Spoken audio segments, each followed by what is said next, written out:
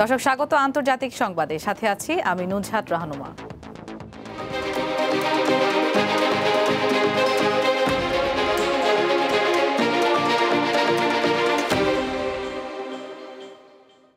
ইসরায়েলের কাছে আরও ৩ জিম্মির মরদেহ হস্তান্তর করেছে ফিলিস্তিনের স্বাধীনতাকামী গোষ্ঠী হামাস। রোববার রাতে মরদেহগুলো রেড ক্রসের মাধ্যমে হস্তান্তর করা হয়। পরবর্তীতে ইসরায়েলি প্রধানমন্ত্রীর দপ্তর এক বিবৃতিতে জানায়, ৩ জিম্মির মরদেহ গাজায় থাকা প্রতিরক্ষা বাহিনী এবং গোয়েন্দা সংস্থা শিন বেতের সদস্যদের কাছে হস্তান্তর করা হয়েছে। হামাস এ পর্যন্ত যে ১৭টি মরদেহ ফেরত দিয়েছে সেগুলোর মধ্যে ১৫ জন ইসরায়েলি, বাকি ২ জনের একজন থাইল্যান্ডের ও আরেকজন নেপালের নাগরিক। এদিকে গাজায় যুদ্ধবিরতি শুরুর পর থেকে বারবার তা ভঙ্গ করে হামলা চালাচ্ছে ইসরায়েল। রোববার ইসরায়েলি হামলায় আরও একজন ফিলিস্তিনি নিহত হয়েছেন। এর ফলে যুদ্ধবিরতির পর থেকে নিহতের সংখ্যা বেড়ে ২৩৬ জনে দাঁড়িয়েছে।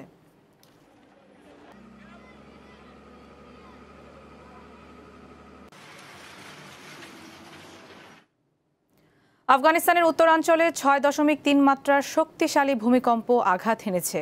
এতে এখন পর্যন্ত ১০ জনের মৃত্যুর খবর পাওয়া গেছে। আহত হন আরও অনেকে। গত মধ্যরাতে ভূমিকম্পে কেঁপে ওঠে হিন্দুকুশ অঞ্চলটি। এর কেন্দ্রস্থল ছিল মাজারি শরীফ শহরের কাছে খোলম এলাকায়, ভূপৃষ্ঠ থেকে প্রায় ২৮ কিলোমিটার গভীরে। স্থানীয় কর্তৃপক্ষ জানিয়েছে, দুর্গত এলাকায় এখনও উদ্ধার অভিযান চলছে। আশঙ্কা করা হচ্ছে আহত ও নিহতের সংখ্যা আরও বাড়তে পারে। আফগান রাজধানী কাবুলেও কম্পন অনুভূত হয়েছে বলে জানিয়েছে সংবাদ সংস্থা এএফপি। এর আগে চলতি বছরের ৩১ আগস্ট আফগানিস্তানের পূর্বাঞ্চলে আরেক ভূমিকম্পে ২,০০০-এর বেশি মানুষ মারা যান।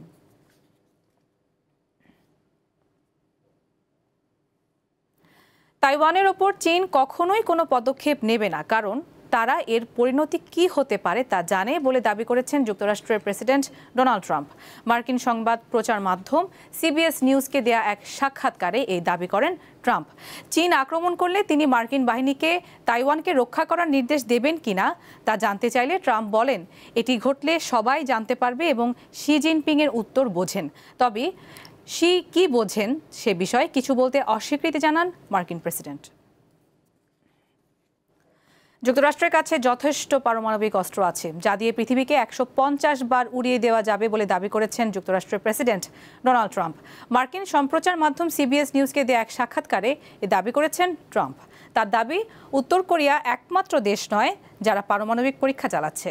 রাশিয়া ও চীনও গোপনে তা করছে, কিন্তু প্রকাশ্যে কিছু বলছে না।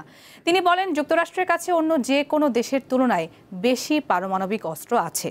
বিশ্বকে পারমাণবিক নিরস্ত্রীকরণ সম্পর্কে কিছু করা উচিত বলেও মনে করেন ট্রাম্প। লাল কাঁকড়ার জন্য বিখ্যাত অস্ট্রেলিয়ার ক্রিসমাস দ্বীপ। প্রতি বছর ডিম পাড়ার মৌসুমে সমুদ্রের দিকে যাত্রা করে কোটি কোটি লাল কাঁকড়া। এর ফলে বর্তমানে দ্বীপটির রাস্তা ও জনবসতি কাঁকড়ার দখলে চলে গেছে। লাল কাঁকড়ার জন্য জনজীবন প্রায় থমকে যায় একটা গোটা দ্বীপের। শুনতে অবাক লাগলেও এটাই সত্য। বছরের একটা সময় দ্বীপে থাকা স্থানীয় বাসিন্দারা রাস্তায় বের হতে পারেন না। সব কাজকর্ম বন্ধ হয়ে যায়, কার্যত বাড়িতেই আশ্রয় নেন সবাই। কারণ রাস্তাঘাট থাকে কাঁকড়াদের দখলে। গাঢ় লাল রঙের কোটি কোটি কাঁকড়া রাস্তা, জমি, ফুটপাত সব দখল করে।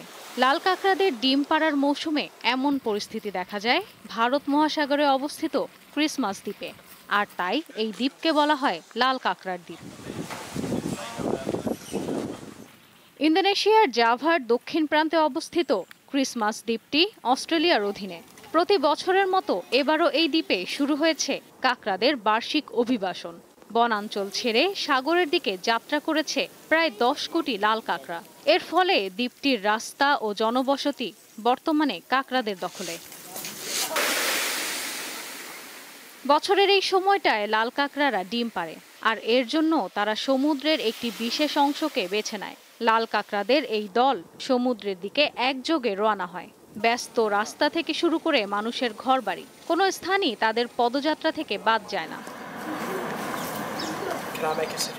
তবে স্থানীয়রা কাঁকড়াদের এই আগমনকে এক বিরল উপহার হিসেবেই দেখেন। এমনকি দিনের নির্দিষ্ট একটা সময় গাড়ি চালানো থেকেও বিরত থাকেন স্থানীয়রা। ক্রিসমাস দ্বীপের জাতীয় উদ্যানের তথ্য অনুযায়ী ২০০০ সালের গোড়ার দিকে যেখানে এই দ্বীপে প্রায় 5.5 কোটি কাঁকড়া ছিল, সেখানে বর্তমানে এই সংখ্যা প্রায় 10 কোটিতে পৌঁছেছে। ইশরাত ঝুমা, দীপ্ত বার্তা কক্ষ। দর্শক, এই ছিল দীপ্ত আন্তর্জাতিক সংবাদে। আমাদের পরবর্তী আয়োজন দেখার আমন্ত্রণ রইল। এতক্ষণ সাথে থাকার জন্য সবাইকে ধন্যবাদ।